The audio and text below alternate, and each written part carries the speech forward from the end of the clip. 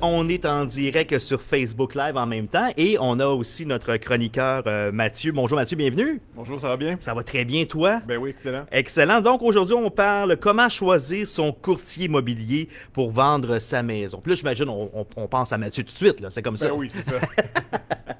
Good.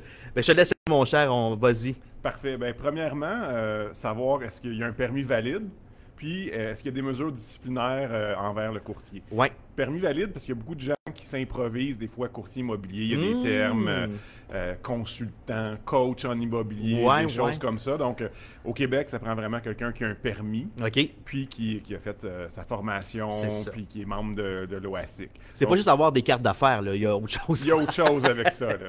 Donc, il faut faire attention. Puis pour percevoir une rétribution, il faut être courtier immobilier. Donc, on peut aller sur le site de l'OASIC. Il y a un répertoire de tous les membres, donc on peut vérifier si le courtier est inscrit. Puis on peut voir aussi l'historique du courtier, donc la formation qu'il a fait, s'il y a des mesures disciplinaires, est-ce qu'il s'est fait des fois taper sur les doigts, etc. Donc tout se retrouve sur le site de l'OASIC. Donc c'est la première chose à faire, vérifier ça du courtier. Excellent. Deuxièmement, savoir si c'est un courtier qui travaille à temps plein ou à temps partiel. OK. Parce que dans l'industrie, c'est des travailleurs autonomes. Puis il y en a beaucoup qui ont leur licence puis qui vont faire deux jobs. Donc, ils vont avoir un travail de jour puis ils vont faire ça de soir. OK. Au McDo le matin, puis... Généralement, ils ne travaillent pas au McDo, là, mais...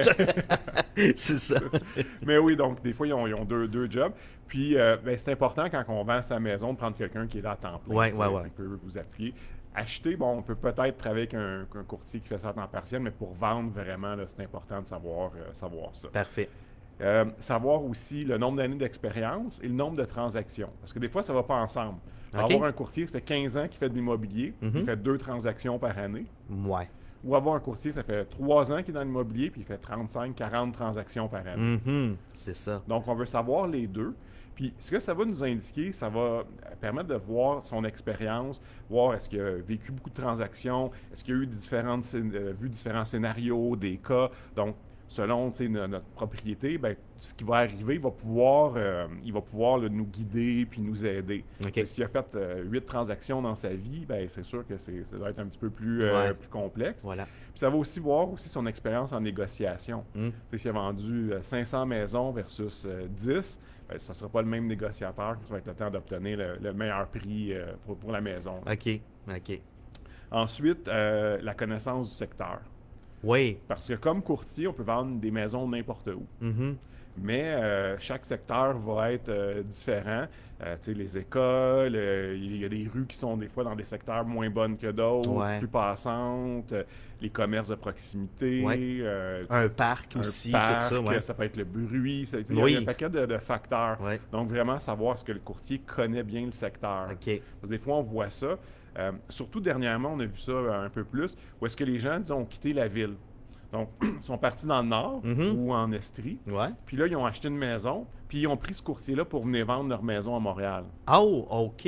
Donc, ça, on l'a vu beaucoup. Des fois, le courtier ne connaît pas nécessairement le secteur. Donc, c'est plus dur promouvoir la maison, vendre la maison quand tu ne connais pas tout ce qu'il y a autour. C'est ça, exactement. Il faut vraiment être comme du secteur du coin, puis ou à la limite, peut-être connaître, avoir fait des recherches un peu avant, puis avoir fait le tour plus d'une fois, j'imagine. C'est ça. Ouais. Ensuite, savoir est-ce que le courtier travaille seul, en équipe ou il y a une formule hybride.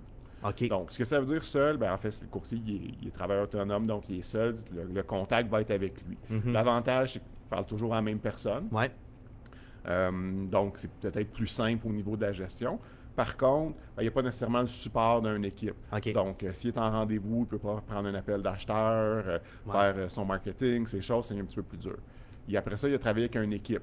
Donc, l'avantage, c'est qu'il y a vraiment tout le support derrière l'équipe, des fois plus de ressources, plus en marketing, en connaissances, etc.